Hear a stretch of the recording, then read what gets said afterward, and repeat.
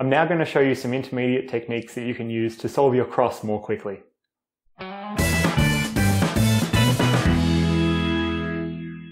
So when you're solving your cross, you might notice that your cross solutions are not very efficient, particularly if you're solving only one cross piece at a time. To solve your cross more quickly and in fewer moves, here are some tips you can try and implement when you're doing so.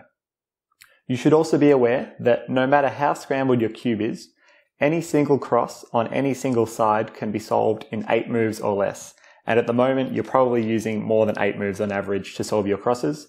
And the goal now is basically just to reduce the number of moves that you use to solve the cross. From now on, I want you to always solve the cross on the bottom layer. As you get faster, this will become more and more useful because it will save you a cube rotation between the cross and F2L. So this is not completely strict in the sense that you have to hold it on the bottom the whole time while you're solving it, but you should definitely try and finish your cross with it on the bottom face. So the first tip that I can give you is something again that I taught in module 3, which is solving offset crosses. So this means solving cross pieces into positions that are correct relative to one another, but not necessarily completely solved. So here we see that our cross is off by 1 move, like that, and all we need to do to solve it is do the D like that. Now in many cases it can be a lot faster to solve the cross into a position like this rather than directly solving the 4 edge pieces into their correct positions. This requires you to become more familiar with your color scheme and, for example, know that if you have this white and orange cross edge, the blue one goes over here and the green one goes over here. For a more detailed explanation of solving crosses into offset positions, check out the video in the 3rd module, Optimizing the Beginner's Method. So the second tip I'll give you is a building block for being able to solve multiple cross pieces at a time. And I firstly need to introduce you to the concept of good and bad edges. So good edges are cross edges that you can place into the cross layer using 1 move. So for example, this edge is good because we can place it like that. And this edge is also good because we can, solve this piece over here and then place that one. This edge is bad because it requires more than 1 move to solve. And so is this edge. It's also bad because we can't just put it up like that. So good edges are cross edges that you can place into the cross layer in 1 move, and bad edges are the cross edges where it takes you 2 or more moves to place them into the cross layer. So the thing you need to know is that if we're smart about what we do, whilst we solve one good edge, we can turn another edge from a bad case into a good case. So we can move the misoriented bad ones into the middle layer so they become far easier to solve. So here are a few examples to show you what I mean. So here we have an example where we're solving the cross on the bottom and we have this cross piece solved, and we also notice that we can solve this white and green edge with just 1 move like that. However, we also see this white and orange edge, which is a bad case up the top because it's not correctly oriented. So instead of solving this one and then going on to solve this one, we can solve them both at the same time. If we do a U2 like that, and then doing our L moves this bad edge from the top layer into the middle layer here, and we can just simply solve it in 1 move like that. Here's another case where we can easily orient a bad edge. So we've solved these 2 pieces in the left and the back here, and we have this cross piece here which we can put into the bottom layer with 1 move, and we also have this cross piece here which belongs down here. So instead of just doing that and then going on to solve this one, what we can do is move this into the middle layer, bring this edge on top of it so that when we move it down, this edge becomes into the middle layer and then we can directly solve it like so. For this example, I'll hold the cross on the top just for demonstration purposes. So we have this cross edge here that we can solve using 1 move and put it into the top layer like that. But we also notice we have this bad edge in the front position here, this white and orange edge that we need to put in the back like that. So if we do this move like that, then this one needs to go over here, which is quite a bad case to solve. So instead of doing that, we can, before we do this move, bring this edge on top of the piece that we're going to solve.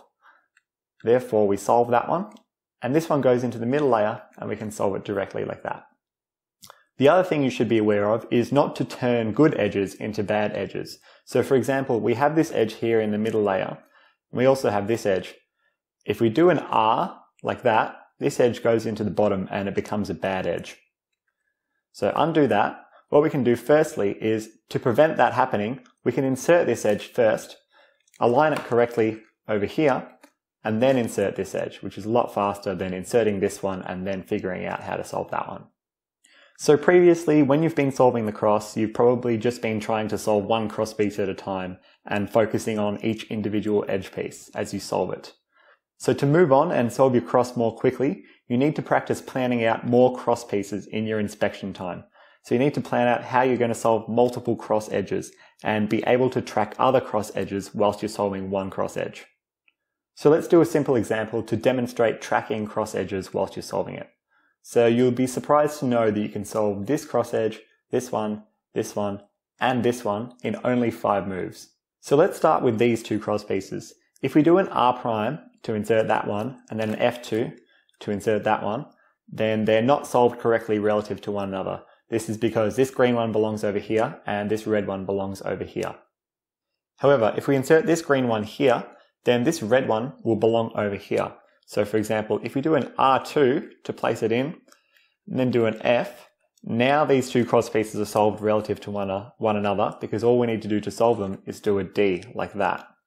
Backtracking to our starting position again, we notice that if we do those two moves, so the R2 to bring this one down, and then the F to bring this one from here to here, this cross piece will end up here. So R2, F, like that.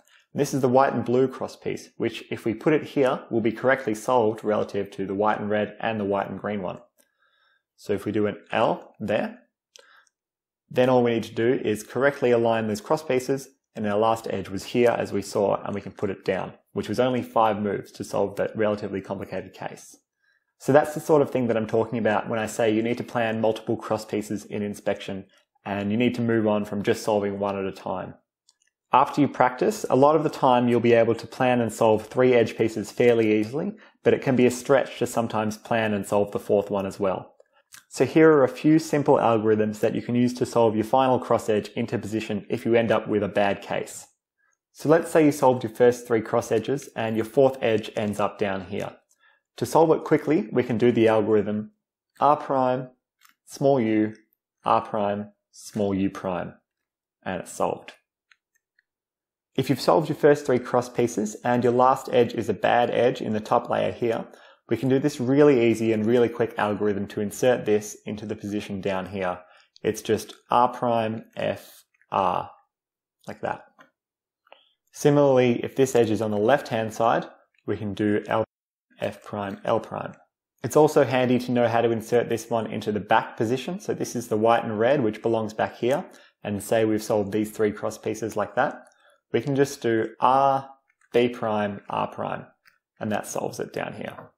If you've solved 3 cross edges and your last edge ends up over here, instead of rotating and misaligning your cross with a D2, placing it in and then doing a D2, there's a much faster way to solve it. All we need to do to move a cross piece from here to here is do R2, F, R2, like that.